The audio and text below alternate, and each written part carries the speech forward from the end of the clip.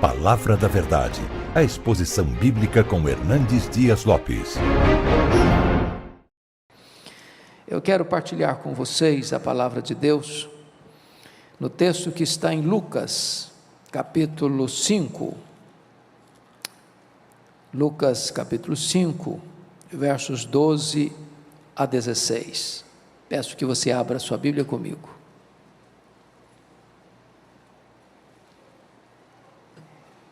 Lucas 5, 12 a 16.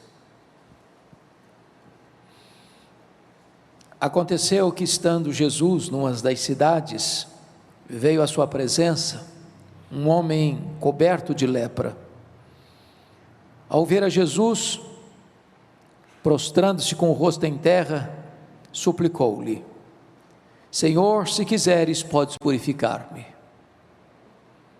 E ele, estendendo a mão, tocou-lhe, dizendo: quero, fica limpo. E no mesmo instante lhe desapareceu a lepra. Ordenou-lhe Jesus que a ninguém o dissesse, mas vai, disse ele, mostra-te ao sacerdote e oferece pela tua purificação o sacrifício que Moisés determinou, para servir de testemunho ao povo. Porém, o que se dizia a seu respeito cada vez se divulgava, cada vez mais, e grandes multidões afluíam para o ouvirem e serem curadas de suas enfermidades.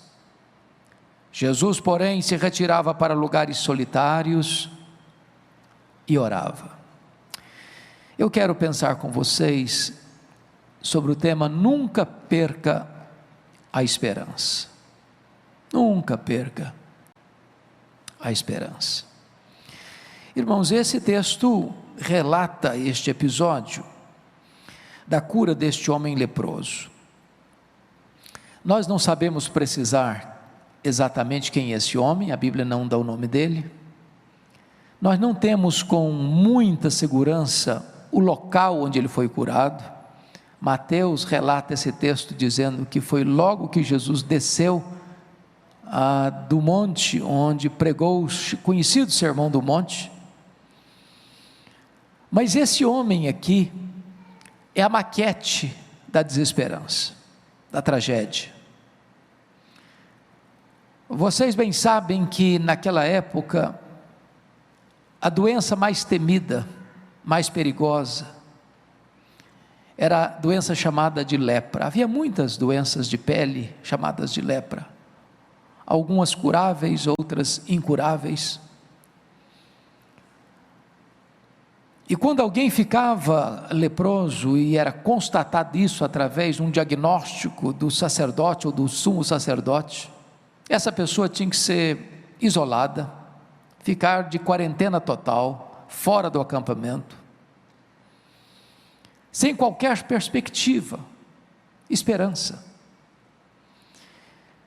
E esse texto então retrata para nós esta cena de um homem leproso, que no estágio avançado da sua doença, depois de baldados todos os esforços humanos, depois de buscar em vão todos os recursos da ciência do seu tempo, vê o seu corpo sendo devastado, transformando-se numa espécie de sucata humana, carcaça humana, da sua carne ir apodrecendo, e ele, coberto de trapos nauseabundos e mal cheirosos, rompe a quarentena, rompe o isolamento social, contrariando certamente algumas normas da sua época, e aproxima-se de Jesus.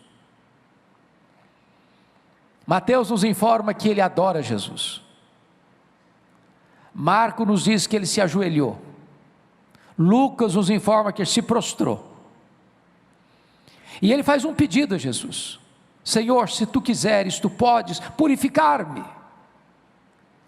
E Marcos nos informa que Jesus, profundamente compadecido dele, diz: quero, fica limpo. Imediatamente ele ficou limpo. eu quero apanhar essa narrativa, esse episódio, que está registrado nos 3 evangelhos sinóticos, Mateus, Marcos e Lucas, e tirar daqui 6 lições para o nosso ensino e consolo nesta noite. Primeiro, nós vamos tratar do doente. Segundo, nós vamos tratar do médico.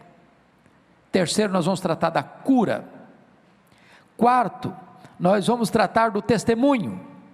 Quinto, do impacto. E sexto, do retiro. Então vamos primeiramente olhar o doente. Por que das 3 narrativas, Mateus, Marcos e Lucas, eu escolhi Lucas para ler hoje à noite com vocês? Porque Lucas era médico. E por ser médico, Lucas tinha uma análise mais precisa, mais acurada, mais detalhada do problema deste homem. Ele tinha um diagnóstico mais preciso. E dos 3 evangelistas, só Lucas nos informa que este homem estava coberto de lepra. Uma coisa é estar leproso, outra coisa é estar coberto de lepra. Isso significa que este homem estava no estágio mais avançado da doença. E significa que este homem estava com o seu corpo completamente tomado pela doença. E significa que este homem tinha partes do seu corpo já devastadas pela doença, as cartilagens carcomidas, talvez o nariz, as orelhas, os lábios. Este homem estava deformado.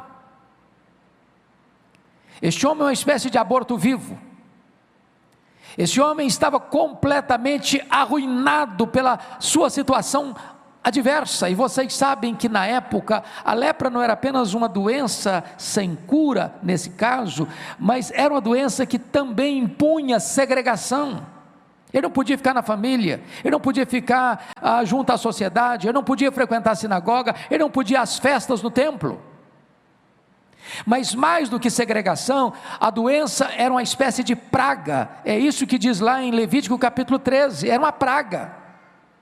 Era símbolo não só do pecado, mas de uma maldição divina. É por isso que você lê, por exemplo, Uzias ficando leproso, o servo de Eliseu ficando leproso. A lepra, na época, à luz das Escrituras, era uma espécie de símbolo do pecado. Por exemplo, a lepra separava as pessoas, pois o pecado separa você de Deus, você do seu próximo, você de você mesmo.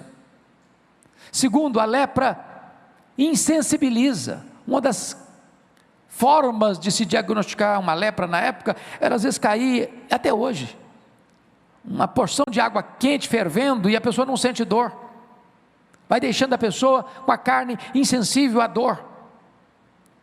O pecado também insensibiliza, ele vai cauterizando a consciência, ele vai calcificando o coração. Terceiro, a lepra deixa marcas, deixava deformidades no corpo, deficiências terríveis no corpo, pois o pecado também deixa marcas no corpo, marca nas emoções, marcas na alma.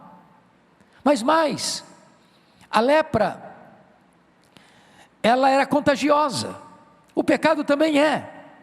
O pecado alastra, o pecado contamina, o pecado fermenta, o pecado vai contaminando as pessoas e devastando pessoas como a lepra.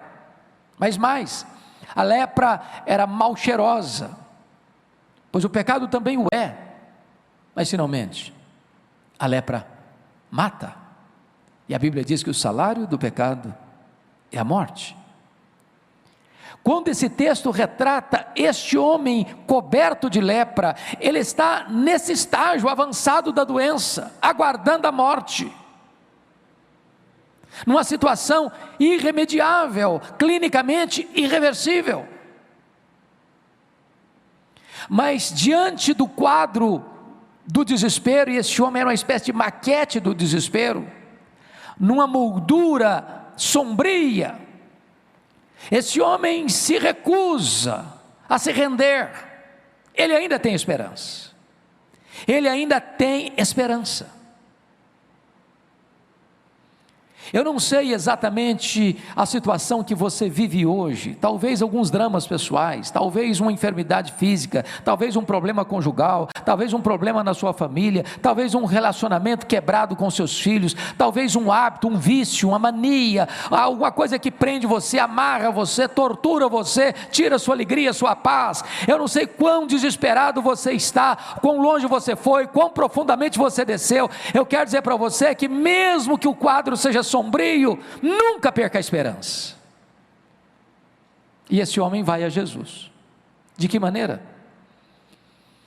Primeiro, ele se ajoelha. Segundo, ele se prostra.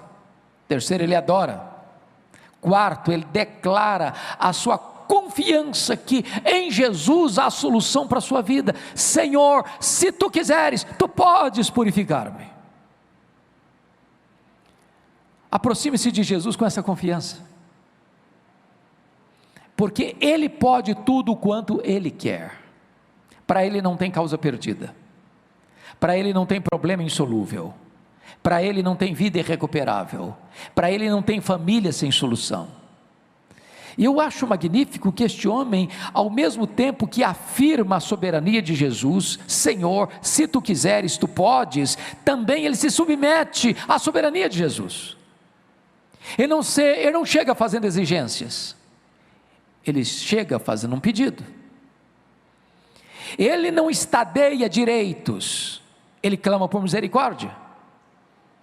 Ele não impõe a sua vontade, ele se submete à vontade soberana de Jesus. Senhor, se tu quiseres, tu podes. Esta é a maneira como cada um de nós deva se aproximar de Jesus nesta noite. Mas em segundo lugar, eu gostaria de pensar com você agora sobre o médico. É Marcos que nos ensina algo magnífico, que só é relatado lá e não nos outros evangelhos. Diz o texto que diante deste pedido deste homem, Jesus profundamente compadecido dele. Oh, irmãos amados, quão precioso é entender que diante dos dramas da nossa vida, dos maiores dramas da nossa vida, daqueles dramas tão grandes que não há mais nenhuma perspectiva de saída e de solução na resposta humana, na solução humana, e quando você recorre a Jesus, Jesus profundamente se compadece de você. Ele sabe quem é você, Ele conhece você, Ele sabe as suas dores, Ele conhece os seus dramas, Ele conhece as suas noites e madrugadas insones e sem dormir, Ele sabe os seus gemidos, Ele conhece as suas lágrimas, Ele conhece a sua dor, Ele sabe a sua necessidade, e Ele se importa com você, se importa com você. Mas outra coisa que me chama a atenção no médico, é que ele não apenas tem compaixão, mas diz Jesus profundamente compadecido dele, tocou e disse: quero, fica limpo. Bom, Jesus não tem apenas compaixão, Jesus tem também poder, porque poder sem compaixão é tirania, compaixão sem poder é fraqueza, pois Jesus tem poder e tem compaixão. Mas curiosamente, Marcos e os outros evangelistas nos informam, inclusive aqui em Lucas, no verso 13, e ele estendendo a mão, tocou-lhe. Ora, Jesus quebra um protocolo da saúde pública aqui, porque um leproso não podia ser tocado. Tocar num leproso era contrariar as normas. Ninguém podia tocar num leproso sem ficar impuro. Mas é curioso que quando o puro toca o impuro não deixa o puro impuro, mas o puro toca o impuro e torna o impuro puro. Jesus não fica impuro por tocar o impuro, mas ao tocar o impuro torna-se puro. A pergunta é: por que Jesus tocou este homem? Por que Jesus não curou esse homem como curou os 10 leprosos à distância? Apenas com a palavra? Oh, irmãos, aqui para nos ensinar uma tão grande lição. Jesus detecta, diagnostica naquele homem uma doença muito mais grave, muito mais perigosa, muito mais devastadora do que a lepra que apodrecia sua carne. Jesus detecta uma autoestima achatada, um senso de desvalor, alguém que talvez tinha meses, anos que não sabia o que era um toque humano. Quando aquele homem, porventura, quisesse se aproximar de alguém, essas pessoas corriam dele, tomavam pedras e jogavam nele. Se alguém tentasse se aproximar dele, ele tinha que se afastar e gritar: maldito, maldito, leproso, leproso. Ninguém podia chegar. Mas quando aquele homem, devastado pela lepra, chega, maltrapilho, mal cheiroso, deformado, arruinado, sucateado pela doença, diz a Bíblia que Jesus se compadece dele e toca-o. Mas vale destacar que a palavra tocar aqui na língua grega não é encostar, não é botar o dedo ou a mão assim com milindre, com reservas, como tantas vezes hoje nós nos cumprimentamos com um soquinho na mão e querendo encostar o menos possível. A palavra tocar aqui significa cingir, significa abraçar. Imagine você, Jesus abraçando aquele homem com a carne apodrecendo, com o corpo deformado, com as cartilagens arruinadas. O que Jesus está dizendo para esse homem é o seguinte: não importa quão difícil seja o seu drama, quão dramático seja a sua doença, eu me importo com você, eu amo você, você tem valor para mim, eu me compadeço de você e não me afasto de você. Que médico maravilhoso nós temos em Jesus. Mas Jesus depois disso disse: quero, fica limpo.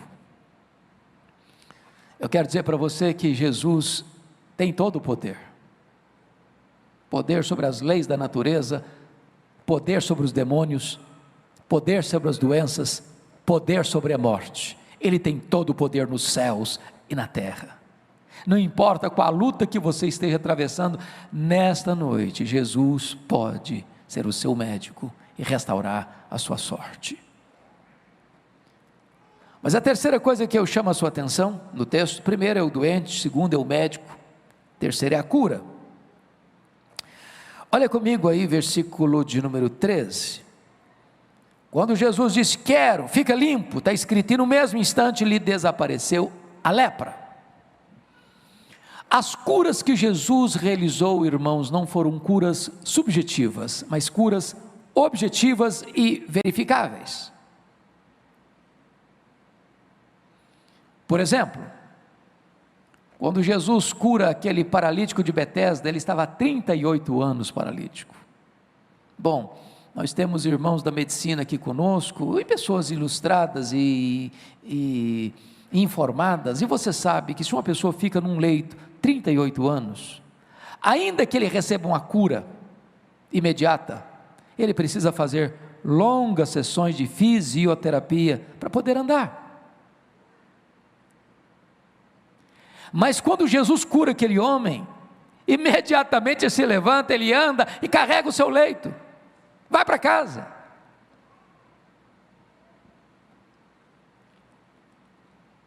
Jesus cura um homem paralítico que é levado pelos amigos e sobe para o telhado da casa e desce numa cama onde Jesus estava, e Jesus, ao olhar, diz: filho, perdoados estão os teus pecados, então agora toma o teu leito e anda. E o homem que foi carregado volta carregando, e o homem que foi buscar uma bênção retorna com 2 bênçãos.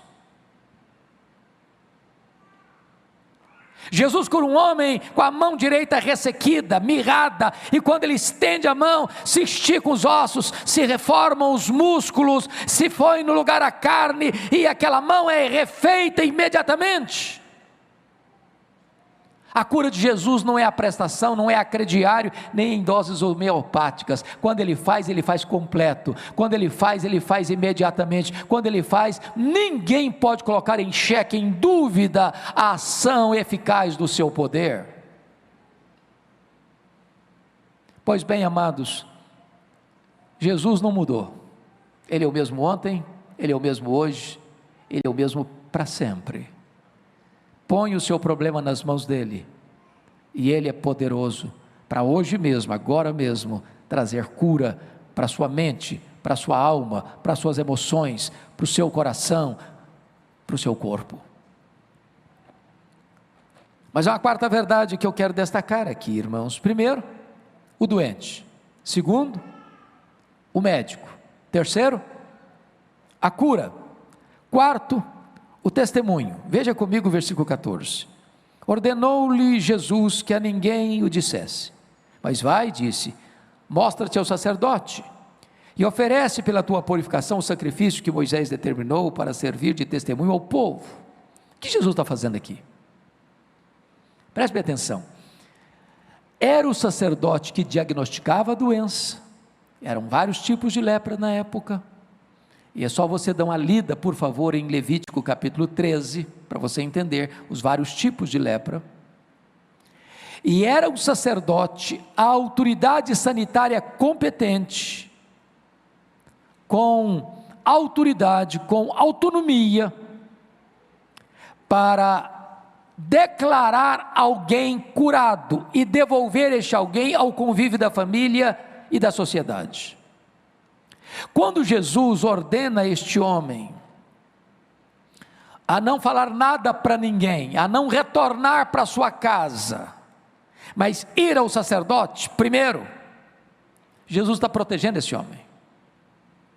Pense comigo se ele saísse dali imediatamente, corresse para casa pulando de alegria, dizendo, estou curado, estou curado, estou curado. Sabe o que aconteceria? Sua família correria dele, sua esposa não abraçaria, seus filhos fugiriam dele, seus amigos não encontrariam com ele.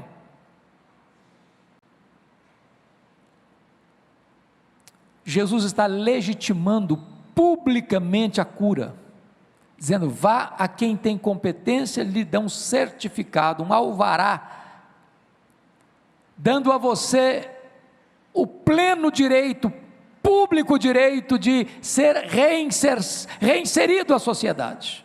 E agora, com a confirmação do sacerdote, sim, ele tem condições de chegar e dizer, de fato você está curado, de fato a sua cura foi verificável.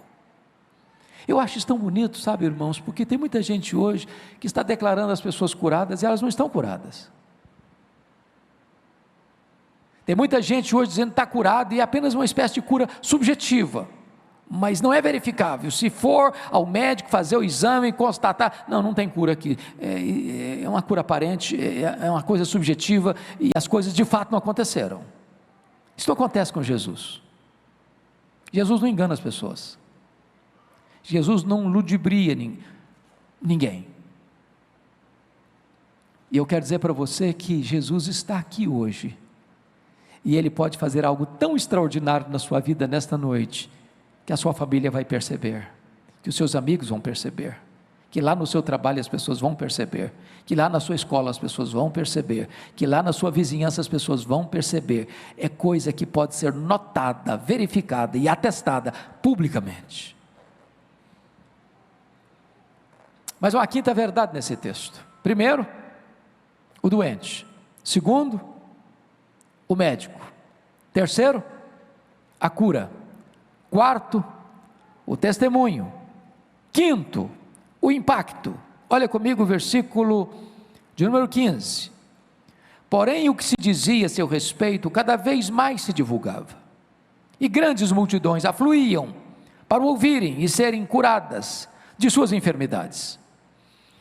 É curioso que Marcos nos informa que Jesus expressamente proibiu esse moço curado de falar da sua cura para outras pessoas. Mas imagine você alguém que era um aborto vivo, era uma carcaça humana, estava morrendo, pouco a pouco, aguardando o final. Agora, de repente, é curado. Eu não podia manter aquilo só para si. E ele sai contando, e ele sai pregando, e ele sai falando, e ele sai anunciando. E de repente este homem é para nós uma exortação solene, porque Jesus manda este homem ficar calado, e ele fala. E Jesus nos manda falar, e às vezes ficamos calados. E o resultado, diz Marcos, é que diante do testemunho dele, do impacto que produziu a fala dele, Jesus não podia entrar mais publicamente nas cidades. Tamanha quantidade de gente que afluía para ouvi-lo e para ser curada por ele. O que me impressiona no impacto aqui, meus irmãos, é que o verso 15 diz que grandes multidões, e Lucas tem o cuidado de não falar de uma grande multidão, mas de grandes multidões, afluíam para ouvirem Jesus, para serem curadas por Jesus. A grande pergunta que eu faço a você nesta noite é a seguinte: até que ponto o impacto da sua vida, da minha vida, da nossa vida, desperta multidões para virem a Jesus? Eu quero saber o que é isso. Eu vi na sua vida, eu notei na sua vida uma mudança tão grande, tão radical, tão profunda, tão extraordinária, tão notória, que eu não posso ficar parado, eu tenho que ir lá, eu preciso ouvi-lo também, eu posso também receber um milagre dele da mesma maneira, e essas multidões fluem. Que testemunho, que impacto, que notoriedade. Eu pergunto a você, amado, o que é que você tem para contar para as pessoas do que Jesus fez na sua vida? Quão profundo é isso? Quão real é isso? Quão notório é isso? Eu pergunto a você, até que ponto as pessoas de fato viram uma mudança radical na sua vida, a ponto de quererem também conhecer a Jesus, e ouvirem a Jesus, e serem curadas pelo poder de Jesus? Mas eu quero concluir com a sexta verdade. Então vamos recordar as 5 primeiras. Primeiro, o doente. Segundo, o médico. Terceiro, a cura. Quarto, o testemunho. Quinto, o impacto. Sexto e último lugar, o retiro. Olha o verso 16 comigo. Jesus, porém, se retirava para lugares solitários e orava. Isso é impressionante, porque os evangelhos chamam Jesus de pregador. Jesus era um pregador, e por ser um pregador, imagine você que nada trazia mais alegria, ou deveria trazer mais alegria para Jesus, do que ver grandes multidões afluindo para ouvi-lo. É o que está escrito aqui no verso 15. Mas curiosamente, quando Jesus vê essas multidões afluindo para ouvi-lo, ele se retira, ele se afasta, ele se esconde em lugares solitários, só ele, mais ninguém, sem nenhuma companhia, nem mesmo seus discípulos, as multidões distantes dele, e ele fazia o quê? Ele orava. E Jesus está mostrando para nós aqui, que comunhão com o Pai era mais importante do que sucesso no ministério. Ele está mostrando para nós que Deus é em primeiro lugar, e então as pessoas. Ele está mostrando para nós que sem a intimidade com o Pai, por meio da oração, não há poder para fazer a obra de Deus. É curioso, irmãos, que é Lucas quem nos informa a ênfase de que Jesus é verdadeiramente homem. Esta é a ênfase de Lucas, é provar que Jesus é verdadeiramente homem, e é por isso que é Lucas quem enfatiza o ministério de oração de Jesus. E eu chamo a sua atenção para o fato de que Jesus retirando-se para lugares solitários para a oração, o resultado está logo em seguida no verso 17. Olha aí comigo, na parte final do verso 17. E o poder do Senhor estava com ele para curar. Oh, amados, não há poder sem oração. O próprio Jesus, o Filho de Deus, não abriu mão do poder. E ele, sendo o homem perfeito, nos ensina que não há poder sem oração. Jesus não ficava fascinado com os holofotes, Jesus não ficava fascinado com multidões afluindo para ouvi-lo. Jesus precisava da comunhão com o Pai, da intimidade com o Pai, uma vida plena de oração com o Pai, porque era dessa intimidade com o Pai, e como resultado da oração, é que ele recebia poder para curar. Oh, que Deus nos ajude a termos mais fome de Deus do que sucesso no nosso ministério. Que Deus nos leve à presença do Pai, para nos deleitarmos no Pai, pois só quando nós nos deleitamos ou nos deleitarmos no Pai, é que nós teremos poder para realizar com eficácia o nosso ministério. Que Deus nos ajude, que Deus nos abençoe, que Deus nos anime, para que venhamos a Jesus, com as nossas lutas, com as nossas enfermidades, com as nossas crises, com as nossas dores, sabendo que Ele é todo poderoso e também compassivo, sabendo que ainda que as pessoas fujam de nós, Ele nos abraça, sabendo que aquilo que os homens não podem fazer por nós, Ele pode e faz, sabendo que quando Ele nos toca, a cura da nossa alma, o perdão dos nossos pecados, os nossos dramas são resolvidos imediatamente, e aquilo que Ele faz em nós, não é algo subjetivo, escondido, é algo notório, público, que pode ser atestado e verificado, e a nossa expectativa é que o milagre que Jesus vai operar em nós, impacte de tal maneira as outras pessoas, que elas queiram também ouvir Jesus, e receberem de Jesus o mesmo milagre, e isso vai nos levar ainda mais aos pés do Senhor, para que o poder de Deus esteja sobre nós, para continuarmos abençoando outras e outras e outras e outras pessoas. Que o Senhor nos ajude. Amém. Palavra da Verdade, a exposição bíblica com Hernandes Dias Lopes.